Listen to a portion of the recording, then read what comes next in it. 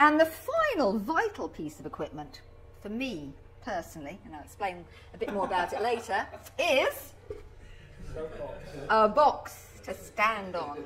As you can see, I'm rather vertically challenged, and this piece of equipment or something similar is pretty important if I'm interviewing anybody over the height of about 5'8". Saudi Arabia, we lived for 6 years and I was very lucky I was allowed to work in broadcasting in Saudi Arabia. Very unusual for women to be allowed to do any work at all, but I couldn't think, they're supposed to be kept out of sight and nobody wants to talk about them having jobs, and then I was appearing on Saudi television. I mean, the logic of this I never quite understood, but there we go.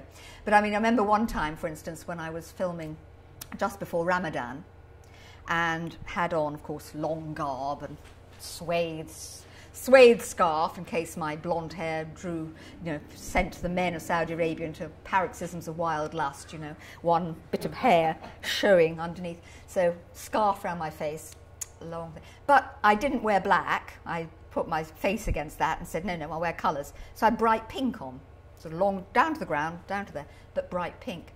And we went into a supermarket to film something, I can't remember what it was, with a camera crew, about 3 or 4 people.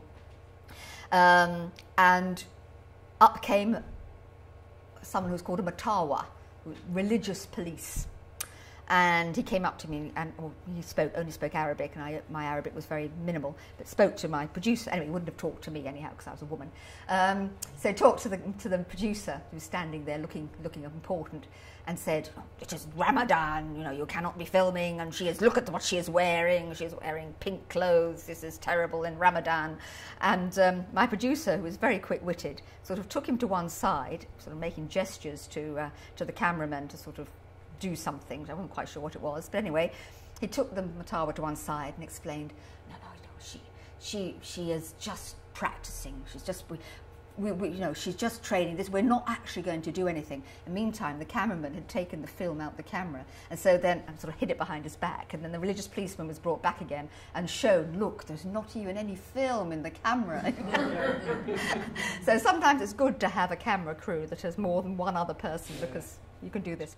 The number of times that I have stood beside a gritting truck saying, any moment now, that snow front is coming by, and never a sign of snow in the sky. And other times when we don't know it's coming, then it comes and we haven't done it, and oh heavens. So that's the glamorous life of a news reporter. Nowadays, everybody appears live on television.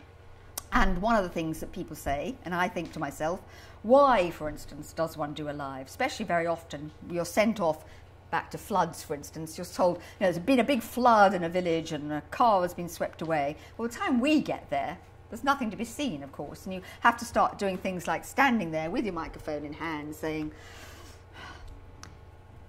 it's all dry here now, but 4 hours ago, where I'm standing, I would have been up to my thighs in water. It's ridiculous, we've missed the boat. But meantime, the satellite truck has been allocated to me, and I have to do something. And so when people say, why is it you do these lives, ridiculous lives, where nothing's actually happening? The answer is because you have been given the satellite truck. Somebody has to have the satellite truck, and if it happens to be you have to do a live broadcast. And that's what you do. If you talk to people afterwards what they've remembered from your news report the night before, it's usually damn all in the way of content. Something about I don't know, was it about a waste disposal unit or something, and that's about as much as they'll remember.